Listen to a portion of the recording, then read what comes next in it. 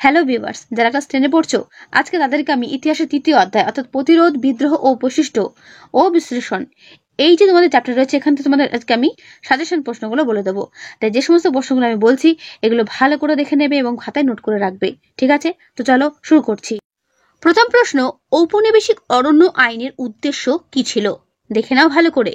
তারপরে প্রশ্ন, ব্রিটিশ সরকার অরণ্য সনদের দ্বারা কি পদক্ষেপ নেয়? তারপরে প্রশ্ন, কবে প্রথম ভারতীয় অরণ্য আইন পাশ হয়? এই আইনের দ্বারা কি পদক্ষেপ নেওয়া হয়? ঔপনিবেশিক শাসনকালে জমিদাররা কৃষকদের ওপর কিভাবে অত্যাচার চালাতো? 1878 খ্রিস্টাব্দে অরণ্য আইনকে কটি স্তরে ভাগ করা হয়? কবে দ্বিতীয় ভারতীয় অরণ্য আইন পাশ হয়? এই আইনের দ্বারা কি পদক্ষেপ নেওয়া হয়? ব্রিটিশ সরকার কবে কোথায় ইম্পেরিয়াল ফরেস্ট রিসার্চ ইনস্টিটিউট প্রতিষ্ঠা করে? বিদ্রোহ কাকে বলে? বিদ্রোহের একটি উদাহরণ দাও। অভ্যুত্থান বলতে কি বোঝো? অভ্যুত্থানের একটি উদাহরণ দাও। বিপ্লব বলতে কি বোঝায়? ঔপনিবেশিক বাংলায় কয়েকটি উপজাতি কৃষক বিদ্রোহের নাম লেখো। তারপরে প্রশ্ন, ঔপনিবেশিক অরণ্য আইনের বিরুদ্ধে সংগঠিত বিদ্রোহগুলোর প্রধান বৈশিষ্ট্য উল্লেখ করো। দেবী সিংহ জমিদার ও কৃষকদের ওপর কি ধরনের অত্যাচার চালাতেন? করবে। কোন অঞ্চলকে জঙ্গলমহল বলা হয়?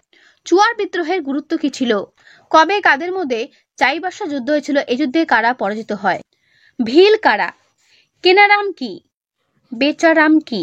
ঠিক আছে, প্রত্যেকটা প্রশ্ন যেগুলো আমি বলছি এগুলো ভালো করে করবে। ব্যবসায়ীরা সাঁওতালদের কিভাবে শোষণ করত? দিকু কাদের বলা হতো? সিধু ও কানু কবে কোথায় স্বাধীন রাজ্য প্রতিষ্ঠার কথা ঘোষণা করেন? করবে। মুন্ডা বিদ্রোহের প্রধান লক্ষ্য কি ছিল? বিরসা মুন্ডা কে ছিলেন? মুন্ডা বিদ্রোহের বৈশিষ্ট্য লেখো। অরণ্য আইন কি? ছোটনাগপুর প্রজাস্বত্ব আইন কি? তারপরের প্রশ্ন, ভাগনাডিহির মাঠে কোন বিদ্রোহ সূচনা হয়? সেই বিদ্রোহ কোন বছর হয়?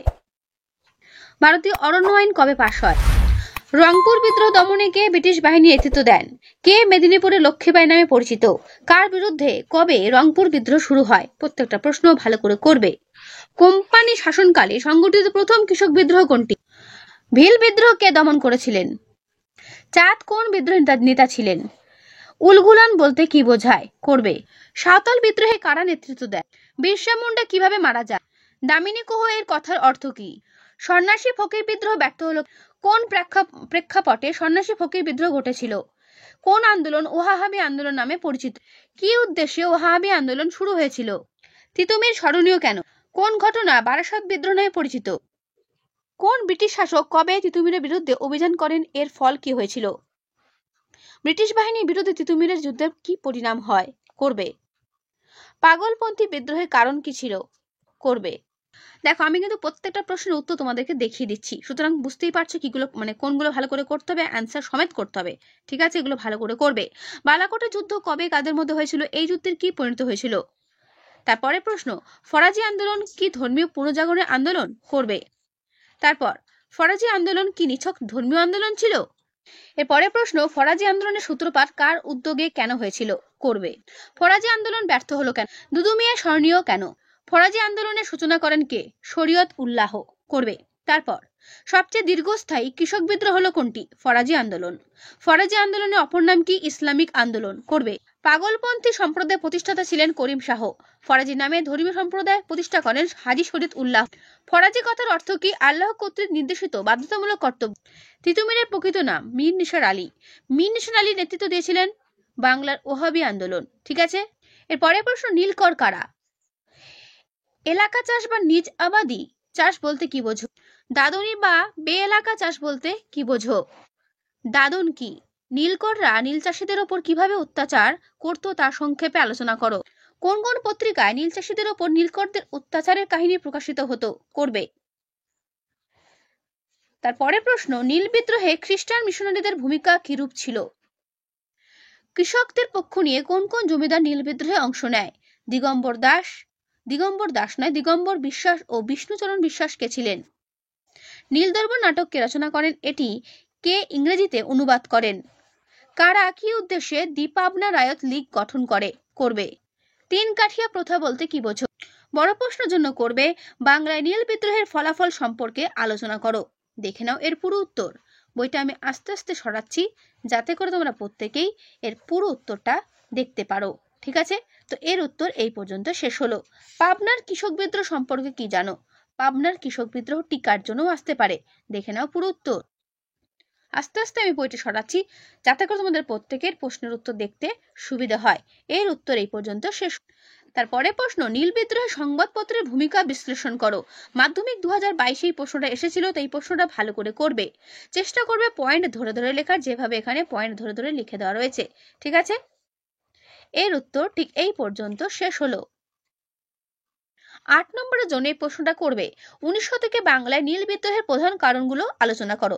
দেখো তোমাদের একটা ভিডিওর মধ্যে আমি 1 নম্বর, 2 নম্বর, 4 নম্বর, 8 নম্বর সব রকম প্রশ্ন তোমাদের সাজেশনগুলো দিয়ে দিচ্ছি। যেগুলো আমি দিচ্ছি এগুলো ভালো করে প্রত্যেকটাই করো। বাংলায় ওহাবি আন্দোলনের চরিত্র বা প্রকৃতি বিশ্লেষণ করো, অথবা বারাসাত বিদ্রোহের প্রকৃতি বিশ্লেষণ করো। দেখে নাও পুরো উত্তর। এটি কিন্তু 4 নম্বরের প্রশ্ন, তাই ভালো করে দেখবে। এর উত্তর ঠিক এই পর্যন্ত শেষ হলো। সন্ন্যাসী ফকির বিদ্রোহের ঐতিহাসিক তাৎপর্য কি ছিল? এই বিদ্রোহে ব্যর্থ হলো কেন? করবে। পুরো উত্তর তোমরা দেখে নাও, আমি এক ঝলক তোমাদের পুরো উত্তরটা দেখিয়ে দিচ্ছি যাতে করে তোমাদের পুরোটা দেখতে সুবিধা হয়। এটা কিন্তু 8 নম্বরের প্রশ্ন। ওকে, বিদ্রোহ, অভ্যুত্থান ও বিপ্লবের ধারণাটি ব্যাখ্যা করো। ভেরি ভেরি ইম্পর্টেন্ট প্রশ্ন। আমি এগুলো তো বড় প্রশ্ন সাজেশন দিচ্ছি, এগুলো ভালো করে করবে।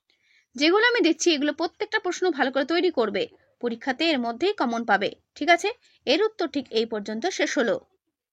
চুয়ার বিদ্রোহের গুরুত্ব বা ফলাফলগুলো বিশ্লেষণ করো। দেখে নাও ভালো করে। এর পুরো উত্তর ঠিক এই পর্যন্ত শেষ হলো। এর পরের প্রশ্ন, কোল বিদ্রোহের বিভিন্ন কারণগুলো উল্লেখ করো। দেখে নাও ভালো করে, ভালো করে দেখে নেবে। এর পুরো উত্তর ঠিক এই পর্যন্ত শেষ হলো। কোল বিদ্রোহের সংক্ষিপ্ত পরিচয় দাও। টিকার জন্য ইম্পর্টেন্ট রয়েছে, করবে। যাদের পুরো বই নেই বা যাদের বই নেই মনে করছো তারা কিন্তু এখান থেকে পুরো আনসারটা দেখে নিতে পারো। ঠিক আছে, এর উত্তর ঠিক এই পর্যন্ত শেষ হলো। এর পরের প্রশ্ন এবং ভেরি ভেরি ইম্পর্টেন্ট প্রশ্ন, সাঁওতাল বিদ্রোহের প্রধান কারণগুলো কি ছিল? অথবা 1855 খ্রিস্টাব্দে সাঁওতালরা বিদ্রোহ করেছিল কেন? ভেরি ভেরি ইম্পর্টেন্ট, দেখে নাও পুরো উত্তর। এই যে রাজস্ব আরোপ, অন্যান্য কর, মহাজনদের শোষণ, ব্যবসায়ীদের প্রতারণা, প্রত্যেকটা জায়গা ভালো করে দেখবে। রেলপথ নির্মাণ, সাঁওতাল আইন বাতিল, খ্রিস্ট ধর্ম প্রচার, নীল চাষ, উপসংহার। ঠিক আছে, এই পর্যন্ত এর উত্তর শেষ হলো। এর পরের প্রশ্ন, মুন্ডা বিদ্রোহ সম্পর্কে আলোচনা করো, অথবা মুন্ডা বিদ্রোহের বিবরণ দাও। করবে। ঠিক আছে, দেখে নাও পুরো উত্তর। মুন্ডা বিদ্রোহ বলতে কি বোঝো? টিকার জন্য ইম্পর্টেন্ট রয়েছে। এর পুরো উত্তরটা দেখে নাও। পুরো উত্তরটা ঠিক এই পর্যন্ত শেষ হলো।